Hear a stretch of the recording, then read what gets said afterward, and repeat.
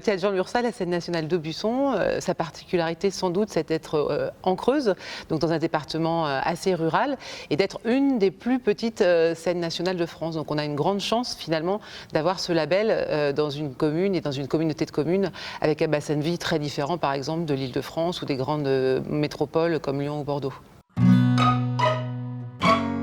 Quand on est dans une scène nationale implantée sur ce type de territoire, l'idée, bien sûr, l'envie, c'est d'aller faire de l'itinérance, donc de rencontrer justement les différents paysages, les différents habitants, donc de sortir d'Aubusson et de pouvoir proposer des projets artistiques qui résonnent, qui sont en écho avec ce territoire et avec ses habitants. C'est pouvoir, par exemple, faire des veillées chez l'habitant, d'aller en hiver où on sait que c'est un peu compliqué quand même sur le plateau, par exemple, il neige, il y a du verglas, donc de se dire c'est nous qui allons nous déplacer, on va se rapprocher, donc on va aller chez les habitants. Donc ça pourrait être avec le théâtre Majaz qui viendra nous raconter l'histoire de Beyrouth, par exemple avec Férouz. Ça pourra être de la danse qu'on ira déplacer avec un ring et installer dans une salle des fêtes de village.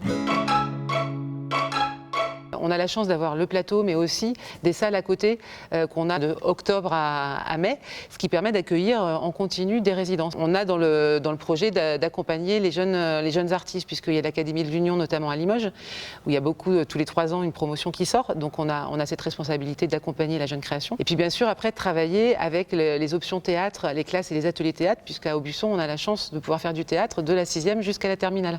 Donc là, vraiment, on travaille main dans la main avec l'enseignante, qui est à plein temps sur ces options théâtre pour justement créer des ponts entre les compagnies associées, les compagnies en résidence et les jeunes lycéens et les jeunes collégiens qui seront dans nos murs. Donc ça créera forcément des porosités et des projets. Voilà, il y a beaucoup d'idées qui sont en train de germer et qui prennent forme.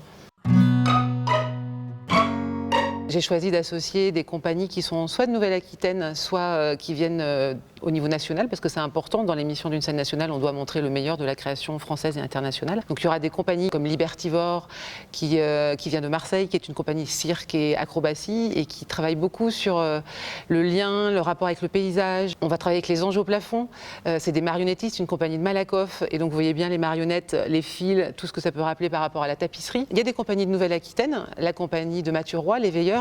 Avec lui, on travaillera sur l'axe international et l'Europe notamment, puisque ça se faisait déjà par le passé, donc on va continuer le fil et à tisser ce qui avait été fait. On va travailler aussi avec le théâtre Majaz, qui est aussi une compagnie internationale. Donc qu'est-ce que ça raconte aussi quand on vient d'endroits différents, qu'a priori, si on était dans un autre endroit du monde, peut-être que ce serait compliqué de travailler ensemble.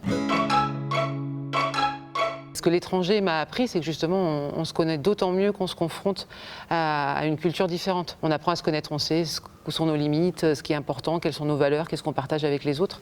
Et c'est un accélérateur de maturation, en fait. Donc l'idée, c'est que justement, en amenant des artistes étrangers, ça permette cette chose-là pour les personnes qui voient le spectacle. On a cette fibre, le côté universel. Et on a par contre des questions voilà, qui nous sont communes, mais on n'y répond pas forcément de la même façon selon qu'on est chilien, japonais ou français. Donc l'idée, c'est de pouvoir montrer au plateau ces questionnements universels et de quelle façon finalement les artistes y répondent à leur façon, avec leur culture, leur art et leurs histoires. Le territoire creusois et le Limousin plus largement a une tradition d'accueil et ça continue. Et donc voilà, c'est important je pense que les artistes donnent aussi leur vision de cette chose-là.